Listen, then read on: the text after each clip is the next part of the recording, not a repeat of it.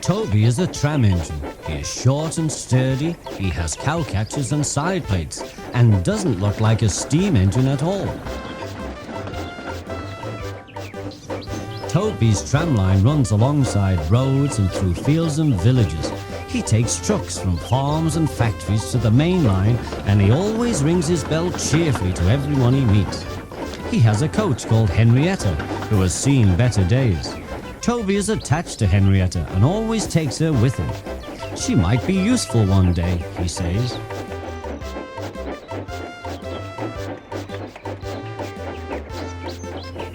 Henrietta used to have 9 trucks rattling along behind her, but now there are only 3 or 4, because the factories send their goods mostly by lorry. The cars, buses and lorries often have accidents. Toby is always careful. He hasn't had an accident for years.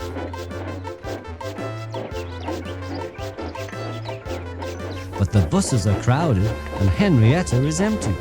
I can't understand it, says Toby sadly. People come to see Toby, but they always laugh and stare. Isn't he quaint and old-fashioned, they say. They make Toby so cross. One day, a lady and a stout gentleman with a little girl and boy stood nearby. The gentleman looked important, but nice.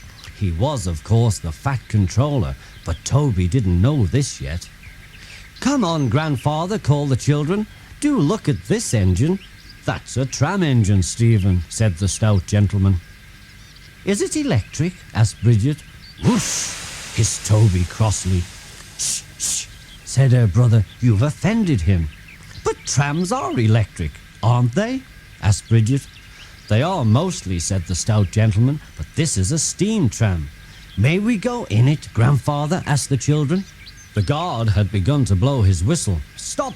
shouted the stout gentleman. He raised his arm and they all scrambled into Henrietta. "Hip, hip, hooray!" chanted Henrietta as she rattled along behind Toby. But Toby did not sing. "Electric indeed," he snorted. He was very hurt. The stout gentleman and his family climbed out at the next station. "What's your name?" he asked. "Toby, sir," said the tram engine. "Thank you, Toby, for a very nice ride," said the stout gentleman. "Thank you, sir," said Toby politely. He felt much better now. This gentleman, he thought, is a gentleman who knows how to speak to engines. The children came every day for a fortnight to see Toby and Henrietta. Sometimes they rode with the guard and sometimes in the empty trucks. On the last day of their holiday, the driver invited them into his cab. Everyone was very sorry when the stout gentleman and his family had to go away. "Goodbye," said Bridget and Stephen, and they thanked Toby and his driver. "Come again soon." We will, cried the children, and they waved until Toby was out of sight.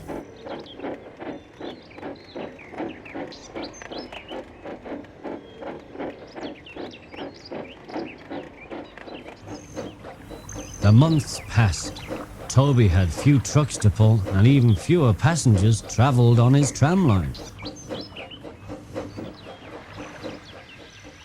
"This is our last day, Toby," said his driver sadly one morning.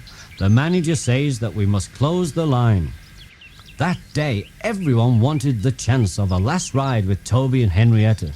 Henrietta had more passengers than she could manage. They rode in the trucks. The guard didn't have enough tickets to go round.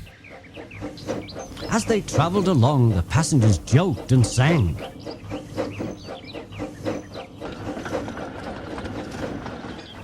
"Goodbye, Toby," said the passengers afterwards. "We are very sorry that your line is closing down." "So am I," said Toby sadly. The last passenger left the station and Toby puffed slowly to his shed.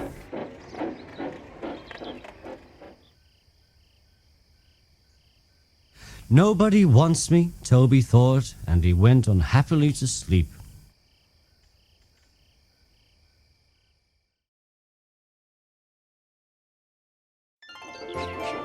There is a line to a quarry at the end of Thomas's branch line. It goes for some distance along by the road. Thomas was always very careful there, in case anyone was coming. He whistled, then people got out of the way, and he puffed slowly along, with his trucks rumbling behind him. Early one morning, there was a policeman standing close to the line. Thomas liked policemen. He had been a great friend of the constable who used to live in the village. "Good morning," Thomas whistled. Thomas expected that this new policeman would be as friendly as the other one. He was sorry to see that the policeman didn't look friendly at all. The policeman was red in the face and very cross. "Disgraceful," he spluttered. "I didn't sleep a wink last night. It was so quiet." The policeman looked at Thomas. "And now," he said, "engines come whistling suddenly behind me." "I'm sorry, sir," said Thomas. "I only said good morning to you." "Where is your cowcatcher?" he asked sharply. "But I don't catch cows, sir," said Thomas. "Don't be funny," snapped the policeman. He looked at Thomas's wheels. "No side plates either," he muttered, and he wrote in his notebook. Then he spoke sternly to Thomas. "Engines going on public roads must have their wheels covered and a cowcatcher in front. You haven't, so you are dangerous to the public." "Rubbish," said Thomas's driver. "We've been along here hundreds of times and there has never been an accident." "That makes it worse," said the policeman, and he wrote "regular lawbreaker" in his book. Thomas's driver climbed back into the cab and Thomas puffed sadly away.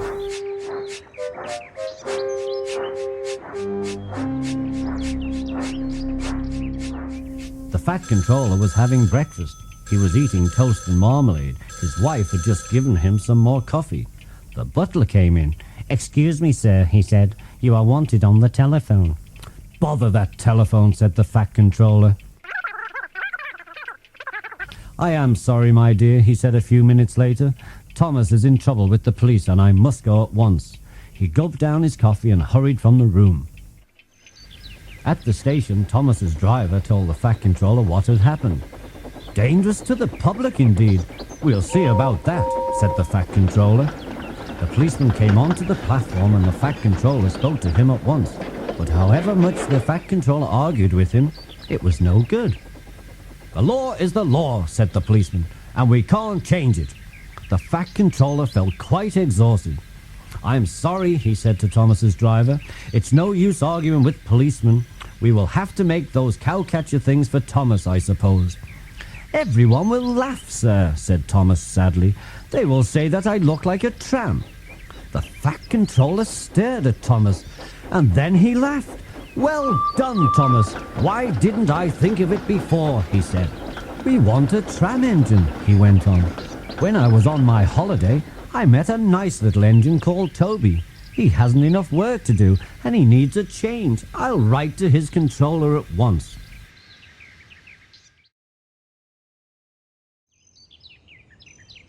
"Wake up, Toby. Listen to this. It's a letter from the stout gentleman."